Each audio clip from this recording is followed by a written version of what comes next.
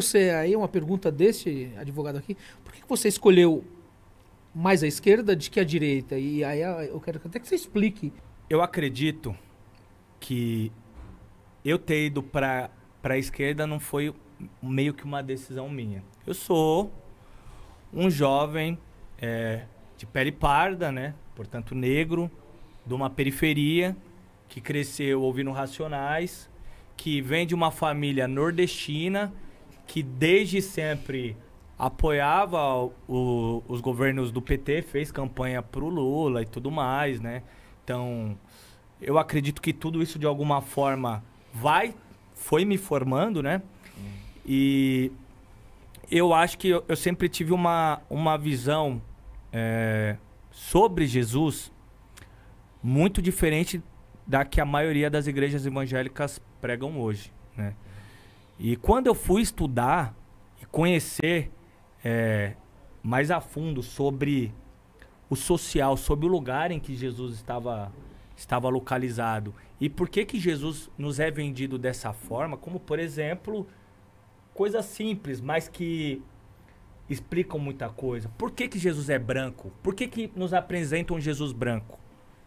Sendo que Jesus não foi branco.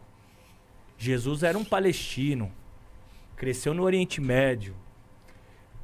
A Bíblia relata que... ele cresceu na região da Palestina. Né? A posição geográfica é onde é a Palestina. Né? Exato. A Bíblia relata que quando Jesus nasce, né, Herodes, com medo do que já tinha sido sinalizado, né? Que viria o Messias, o rei, o Salvador. De que tinha nascido o Salvador, o rei dos judeus, ele ficou em choque, porque o Herodes, ele queria dominar tudo. Ele era um tetrarca que queria dominar tudo, e a gente já tem várias histórias sobre... Não é o Herodes depois do período da crucificação, o Herodes pai, né? Sim. Que era... Eu costumo de falar que ali nasce a necropolítica, a política de morte, né? E aí o Herodes ficou desesperado, mandou assassinar todas as crianças que tivessem menos de 2 anos. Mas o Danilo, aí... Nossa, tá muito bom. O doutor... Mas aí você vê... se você for analisar, biblicamente, Herodes, na cabeça dele, quando falava... Bom, peraí, vinha um rei, mas o rei sou eu. Ele não sabia que esse reino de Jesus era um reino espiritual. Exatamente. Ele imaginava que era um reino... Não, tá vindo mais um monarca, vai vir tomar meu lugar, preciso acabar com ele. Né? Exatamente. Então, assim, esse era um pensamento que era um pensamento errado dele. Até porque era um contexto de... Sempre foi. A região da Galileia, da Judéia, ali onde habitavam os hebreus, sempre foi uma região de muita ebulição social. Sempre teve muitas revoltas, né? Então, por isso também, isso explica também um pouco do medo do Herodes. E aí ele manda assassinar todas as crianças. E aí, José e Maria precisam fugir com Jesus. E para onde que eles fogem? Pro Egito. Pro Egito. Agora me pega. Se você tem uma criança brasileira, negra, você precisa fugir com ela, você vai fugir com ela pra Suécia? Não. Se Jesus fosse branco, como que ele ia se esconder no Egito, que fica na África? De uma população, naquela época, claramente parda, com a pele escura, que a gente vê que ali tinha muita miscigenação também com os etíopes, né? A gente teve o antigo reino do povo cuxita, né? Dos cuxes e tal. Mas por ser assim, Danilo, naquela época, assim, hoje nós temos a locomoção fácil de carro. Ele foi no jumentinho, né? E Exato. Foi uma viagem aí muito longa. Mas não seria, talvez, por conta da fronteira? Sim, também por conta da fronteira, mas seria muito fácil de reconhecê-lo, né? Porque imagina o colonizador cristão, como que ele ia escravizar uma pessoa que tinha a mesma cor de Jesus. Então eles precisaram criar a ideia de que Jesus era como eles e de que os negros eram subalternos, não tinham nem alma, eram sub-humanos, né? Então, por isso também se criou essa imagem desse Jesus branco. Mas, voltando na ideia, por que que eu acho que... Eu não acho que também... Olha, Jesus, todo cristão tem que ser de esquerda, tem que ser de direita. Não acho que seja por aí, embora muita gente defenda. Eu acho que Jesus está para além disso. Mas eu acho que hoje, né, os valores que estão contidos nos evangelhos, né, eles são mais defendidos, né, pelo campo da esquerda do que pelo campo da direita. Por que você acha isso, Danilo? Vamos pensar, Jesus, ele vem num contexto em que Israel era dominado pelo Império Romano, e o Império Romano, o que ele fazia com seus territórios? Ele dividia os seus territórios e cobrava impostos. Então ele dividiu Israel em 4 territórios, onde tinham 4 governadores. Era o Herodes. Herodes o tetrarca. 4 tetra. Exato. 4 era o Herodes. Províncias. O Arquelau, o Filipe e o Pôncio Pilatos, que era, inclusive, um romano.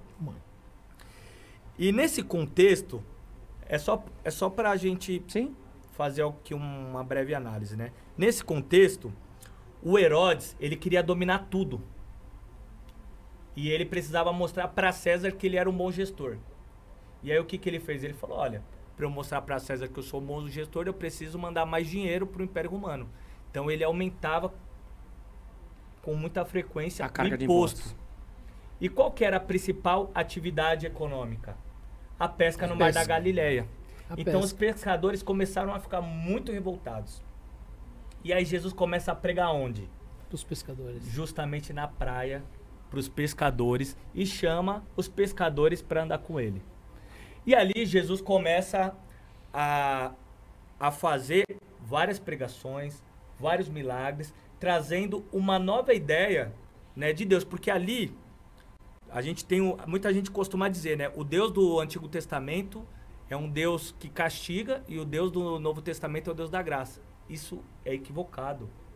Eu não concordo com isso. É o mesmo Deus. O que mudava-se era a percepção que as pessoas tinham de Deus. Porque se a gente olha para os Salmos, é um Deus misericordioso. No Velho Testamento, o tempo inteiro, Deus mostra a sua misericórdia e o seu amor pela humanidade. Não é um Deus diferente. O que era diferente era a percepção que as pessoas tinham de Deus. E Jesus chega para mostrar, ele fala, olha, vocês querem... É João 14, né? Ele é perguntado, quando ele começa a falar sobre a morte dele, os discípulos falam, pô, Senhor, mas antes de você ir, nos apresenta a Deus. Ele fala, ué, olhem para mim. Eu estive com vocês aqui o tempo inteiro. Quem vê a mim, vê o Pai. Quem vê a mim, vê o Pai. E aí, qual que era o papel dentro de Jesus disso? Quando a gente olha para a sistemática bíblica, a gente tem o pecado original. Muitas igrejas falam, né? A gente é a imagem e semelhança de Deus. Eu acho que a gente caminha para ser a imagem e semelhança de Deus. O Adão e a Eva eram.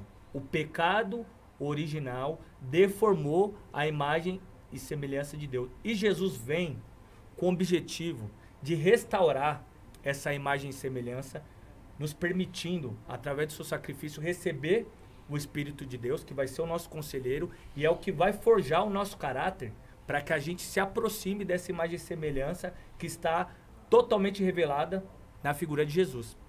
E quando a gente olha, né, para a figura de Jesus, a gente olha para uma pessoa que se compadeceu, sobretudo, sobre os marginalizados daquela sociedade.